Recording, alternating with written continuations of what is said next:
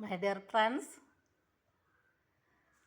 നമുക്ക് ദൈവ ദൈവം എന്നെ ഏൽപ്പിച്ച ദൗത്യം അത് മറ്റുള്ളവരോട് പറഞ്ഞ് അറിയിക്കാനുള്ളതാണ്.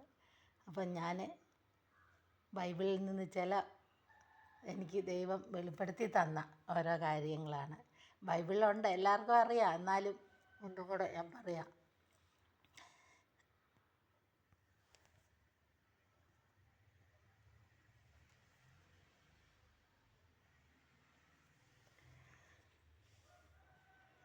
യോബിൻ്റെ പുസ്തകത്തിൽ 28-ാമത്തെ അധ്യായത്തിലുണ്ട്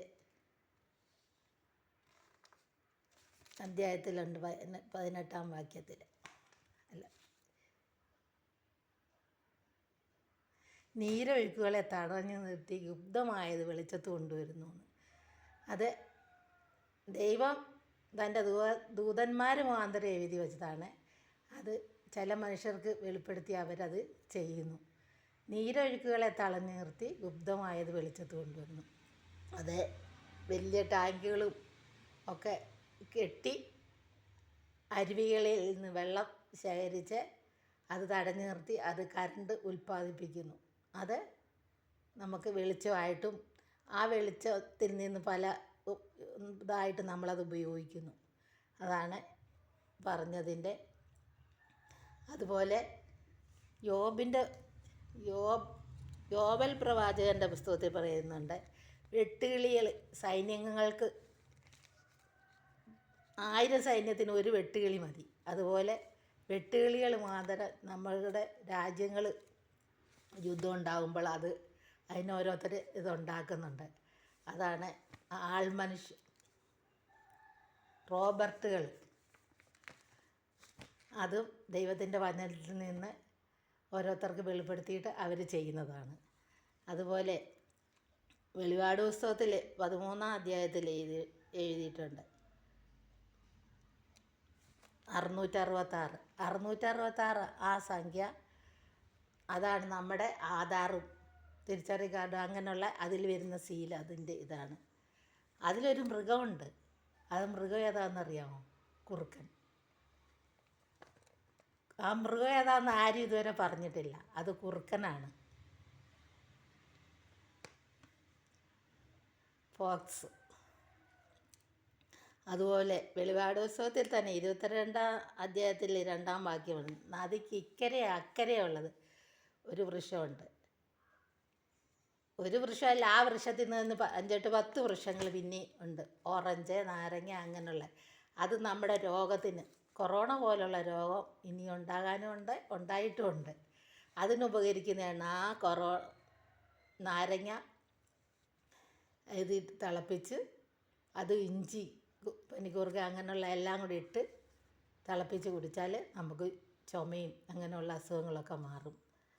അതും ദൈവം നമുക്ക് വേണ്ടി ഇതാണ്. അതും പല രോഗങ്ങൾക്കും രോഗശാന്തിക്ക് ഉതകുന്നതാണ്.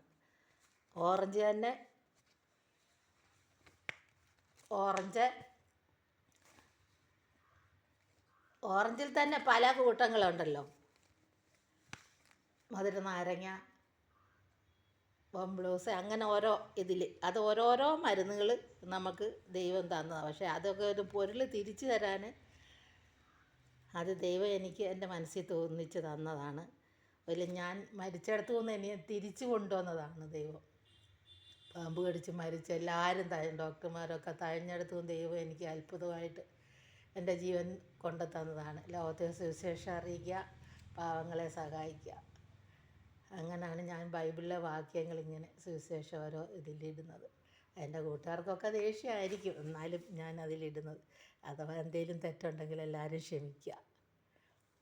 ബൈബിളിലുള്ള എല്ലാ വാക്യങ്ങൾക്കും ഓരോ അർത്ഥമുണ്ട്. പക്ഷേ അത് നമുക്ക് പൊരുൾ തിരിച്ചു തരാൻ ആരും ഇല്ലാത്തതുകൊണ്ടാണത്.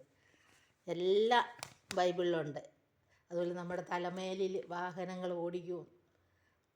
അതായത് വിമാനം, എയറോപ്ലെയിൻ ഓടുന്നില്ലേ, അതിപ്പോൾ കാർ ഓടുന്നില്ലേ, ഇനി അടുത്ത് തന്നെ ബസ് ഓടും. അതുപോലെ തന്നെ ദൈവം അതിനെ ഓരോരുത്തരെ മുഖാന്തരമാക്കി. എല്ലാം അറിയുന്ന ഒരു ദൈവം. അതെല്ലാം. അതുപോലെ താലന്തുകൾ നമുക്ക് സുവിശേഷം അറിയിക്കേണ്ടത്, 5 താലന്തും 2 താലന്തും 1 താലന്തും ദൈവം ഓരോരുത്തർക്ക് ഉപമകൾ വഴി കൊടുത്തു. അത് എല്ലാവരും അത് ഉപയോഗിക്കണം. അത് 5 കിട്ടിയവൻ 5 കൂടെ കിട്ടിയ അത് പ്രയോജനപ്പെടുത്തി. 5 കിട്ടിയവൻ അത് പിന്നെയും സുവിശേഷം ഓരോരുത്തരെ അറിയിച്ചു. അതായി ഇത് കിട്ടിയവർ ചിലർ 1 കിട്ടിയവർ അത് ആരോടും പറയാതെ മനസ്സിൽ കൊണ്ട് നടക്കുന്നു. അങ്ങനെ ഓരോന്നിനും ഓരോ അർത്ഥങ്ങളുണ്ട്. അതെല്ലാം ദൈവം നമുക്ക് വെളിപ്പെടുത്തി തരും. ബൈബിള് ശരിക്കും വായിക്കുക. ദൈവത്തിന് ജാതിയോ മതമോ രാഷ്ട്രീയമോ ഒന്നുമില്ല. എല്ലാം ദൈവത്തിൻ്റെ മക്കളാണ്. ലോകത്തിലുള്ള എല്ലാവരും ദൈവത്തിൻ്റെ മക്കളാണ്. ദൈവത്തിന് 2 മക്കളാണ്, മക്കളും പ്രിയമക്കളും. ദൈവത്തിൻ്റെ ഇഷ്ടം ആര് ചെയ്യുന്നോ അവർ പ്രിയമക്കളാണ്, അല്ലാത്തവർ മക്കളാണ്. എല്ലാവരും പ്രിയമക്കളാകുവാൻ വേണ്ടി പ്രാർത്ഥിച്ചുകൊണ്ട് എൻ്റെ കൂട്ടുകാരോടുള്ള സന്ദേശം നിർത്തുന്നു.